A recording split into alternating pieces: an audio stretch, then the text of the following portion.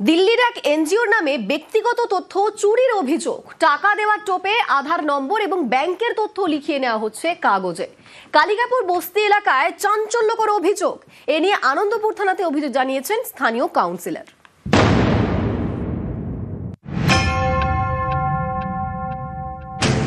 স্বেচ্ছাসেবী সংস্থার নামে টাকার টোপ, নানা কায়দায় তথ্য চুরির চেষ্টা করা হচ্ছে বলে অভিযোগ। এই নিয়েই চাঞ্চল্য কলকাতা পুরসভার 108 নম্বর ওয়ার্ডের কালিকাপুরে। আমার কাছে ব্যাংক অ্যাকাউন্ট নাম্বার, আধার নাম্বার নিচ্ছে এনজিও থেকে এসে।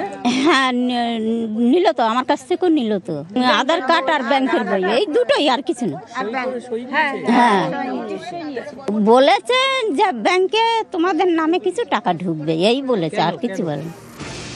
এর আগেও সমীক্ষার নামে তথ্য হাতানোর চেষ্টার অভিযোগ উঠেছে।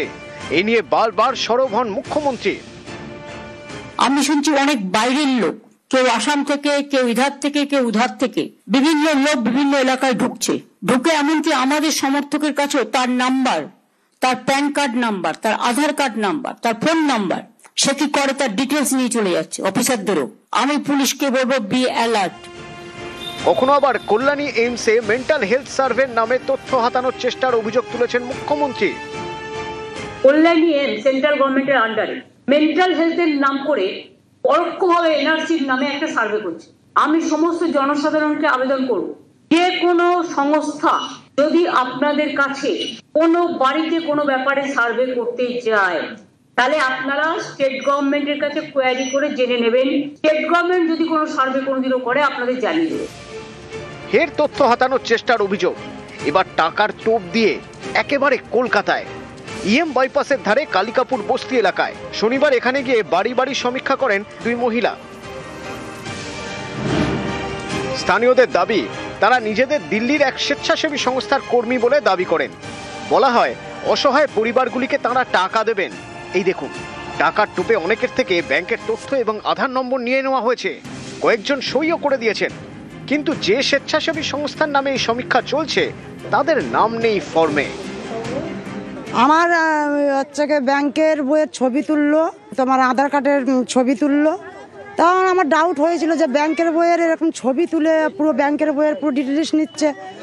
তখন আমি এইটাই ভাবলাম যে যেহেতু ক্লাব থেকে এসছে, ক্লাবের সবাই আছে, যার জন্য ওটা ভেবেও আমি চুপ করে গেলাম। উপর মহলে যারা আছেন, আমাদের উপরে স্টাফ, ওনারা জানিয়েছেন বলেছেন, সেটা আমি জানি। কনসার্ন লেটার বলে বা পারমিশন লেটার বলে, সেটা ওনারা করেছেন।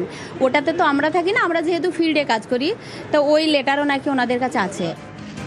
এ নিয়ে আনন্দপুর থানায় অভিযোগ জানিয়েছেন স্থানীয় কাউন্সিলর। স্বেচ্ছাসেবী সংস্থার কর্মী বলে দাবি করা দুজনকে জিজ্ঞাসাবাদ করেছে পুলিশ। এটা খটকা লাগে, খটকা লাগাতে আমি তাদেরকে ডেকে যখন জিজ্ঞেস করি, তখন তারা বলে যে এটা আমরা কোনো কাজ করছি না, এটা দিল্লির একটা সংস্থা কাজ করছে। তারপরে আমি থানায় অভিযোগ জানাই। আমার মনে হচ্ছে এখানে কোনো বৃহৎ কোনো ষড়যন্ত্র লুকিয়ে আছে, কারণ যা যা ডকুমেন্টস নেওয়া হচ্ছে একটা গরিব মানুষের ব্যাংকের অ্যাকাউন্ট শূন্য করে দেওয়ার পক্ষে যথেষ্ট। নির্বাচন সামনে, আর তার আগেই এভাবে তথ্য সংগ্রহে কার্যত আতঙ্কের পরিবেশ তৈরি হয়েছে কলকাতা পুরসভার 108 নম্বর ওয়ার্ডের কালিকাপুর বস্তিতে। আনন্দপুর থানা এই ঘটনার তদন্তে নেমেছে। রাজ্যে এসআইআর চলাকালীন তথ্য হাতানোর চেষ্টার অভিযোগ, এ নিয়ে অনেকের মনে আতঙ্ক তৈরি হয়েছে বলে দাবি। এতে রাজনীতির হাওয়াও গরম। বিভিন্ন এনজিও বা বিভিন্ন সংস্থা সংগঠনের নাম করে কিছু লোক বাইরে থেকে এসে হঠাৎ সমীক্ষার নাম করে তথ্য চাইছে, এবং যাকে তাকে কাউকে দেবেন না। এবং সন্দেহজনক কেউ এলে বা বহিরাগত এই ধরনের কেউ এলে স্থানীয় প্রশাসন বা যারা দায়িত্বপ্রাপ্ত আছে তাদের সঙ্গে যোগাযোগ করুন। এইভাবে নিজেদের বা পারিবারিক পরিচয়, তথ্য, এগুলো তাদের হাতে তুলে দেবেন না। এটা আমরা বারবার বলছি, সতর্ক থাকুন এবং স্থানীয় যারা দায়িত্বপ্রাপ্ত আছে তাদের সঙ্গে যোগাযোগ করুন। রাজ্য সরকার করছেটা কি, যে কাউন্সিলরকে আগে কমপ্লেন করতে হচ্ছে, ঢোকার আগেই তো ধরে ফেলা উচিত। বিএসএফ দেখছে না বলে, অনুপ্রবেশকারী ঢুকছে বলে বারে বারে যারা ঢেকুর তুলছেন, সেখানে কি অন্যায় কথা, এসে নিয়ে চলে যাচ্ছে। কারা নিচ্ছে, কেন নিচ্ছে, কে সই করাচ্ছে, সবই দেখা দরকার। নিউজ 18 বাংলা।